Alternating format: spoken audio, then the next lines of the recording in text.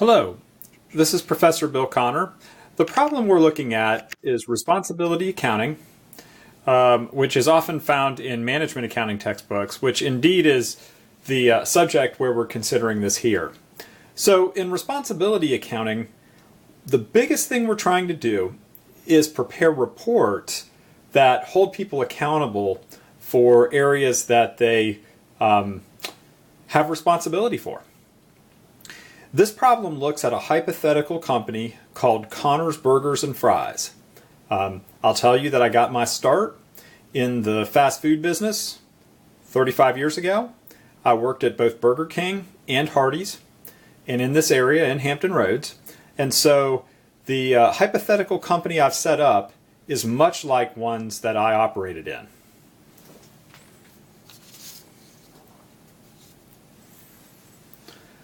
So, in our hypothetical company, Billy Boy, the store manager for Connor's Burgers and Fries, is responsible for the whole store, except for, of course, for his own salary.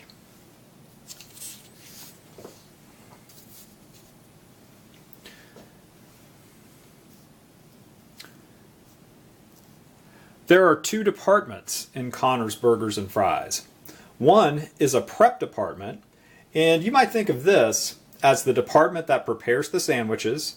This is probably the department where a freezer is located, where a big walk-in cooler is located. Also, this department would have French fries, might have a roast beef slicer if the burger joint sold roast beef sandwiches. Also a sandwich board where sandwiches can be prepared. The sales department in this store has both the front cash register area as well as a drive-through. They might also do things like drinks, and so the drink machines might be in this department. Also, they might have small coolers. For example, coolers that would hold salads, that would hold salad dressings, that might hold coffee creamer, milk, and so on. Also, as the example mentions, the sales department does these things that I've just mentioned. So what you see next is a hypothetical fact sheet of what the budget was for the prep department, what the budget was for the service department, and then actual numbers for prep and service. Notice here that food is going to be a big item, and a majority of the food items, this would be, raw and cooked burgers, buns, French fries, if they're chicken sandwiches, fish, the basic buns, and the basic meat.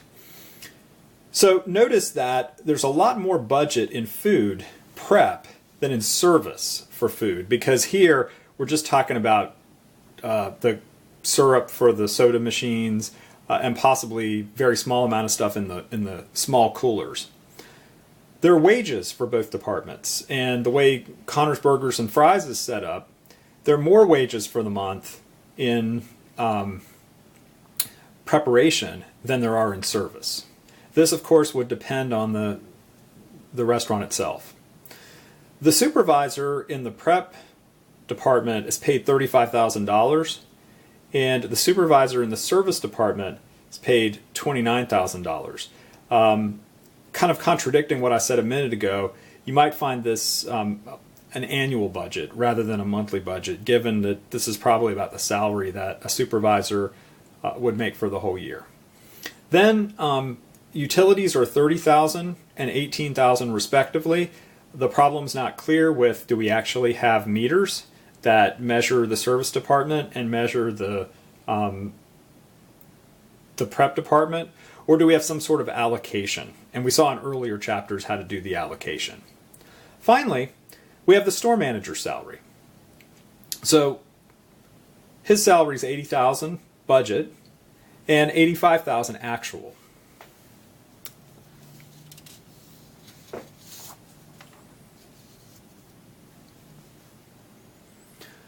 So what we're asked to do in this problem is very similar to what you might be asked to do in any Chapter 22 responsibility accounting problem. Take that data that you saw on the previous page and provide a responsibility accounting report for the prep department. Provide a responsibility accounting report for the service department. And then finally, provide a combined responsibility accounting report for the store manager. So as we go through and prepare the reports, watch for any instances where a department is being held responsible or an individual is being held responsible for items over which they hold no control.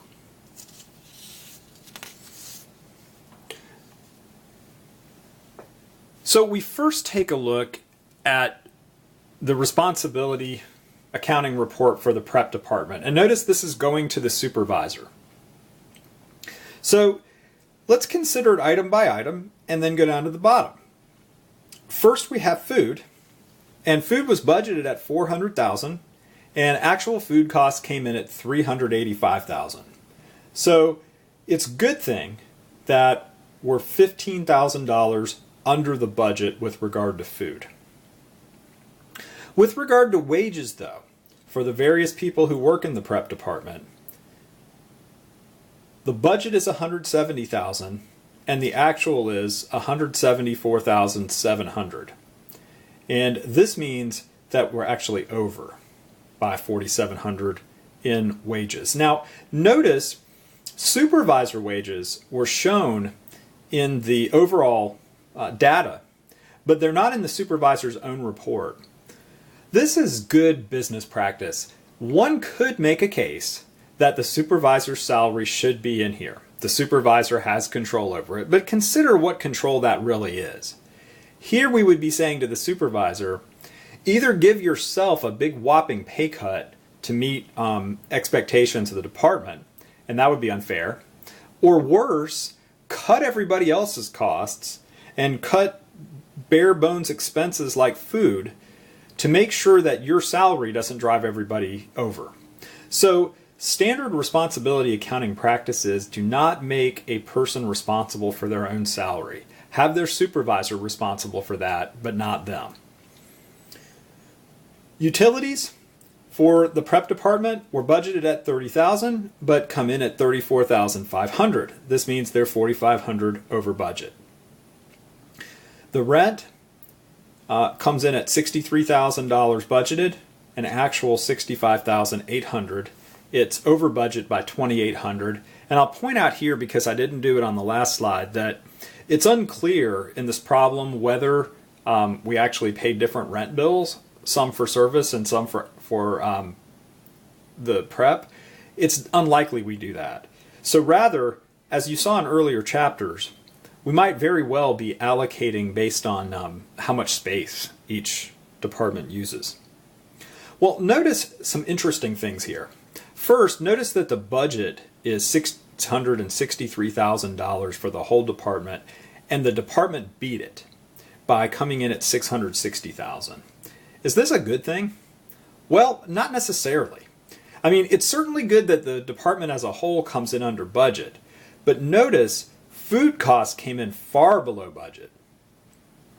What if the supervisor had focused on keeping wages down? And if you're familiar with working at fast food, these wages are very controllable because you're not really talking about how much you pay a person per hour. You're talking about limiting how many hours you pay them for. So this kind of thing without sales leaves us unclear about, did sales, were they just very high, in which cases wages would have to follow? Or did we inefficiently produce the food by having too many people work and so on? We don't know at the minute if this is a good thing or not, but I would caution any supervisor against simply saying, wow, we beat the budget. Because here there are 3 items that are bad and 1 that's very, very good, and the good one beats the bad. But we should be focused more on how to get the bad even better.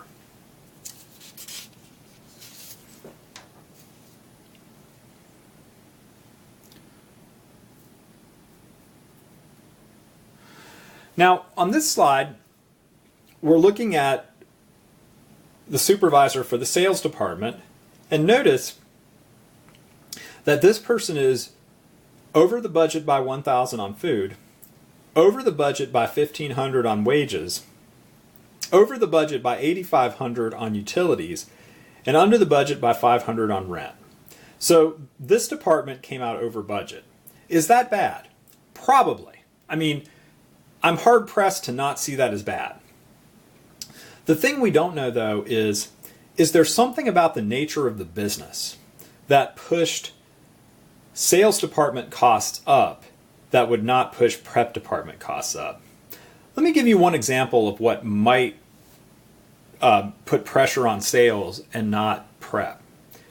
So if we're selling a lot of salads and a lot of drinks, and we're not necessarily selling a whole lot of like prepared sandwiches, this could hit the sales department in terms of food, hit the sales department in terms of wages, and yet be perfectly explainable. Also, in this responsibility accounting report, sales data is completely missing. So for example, if sales are way up, it may be that you would expect all of these expenses to go up.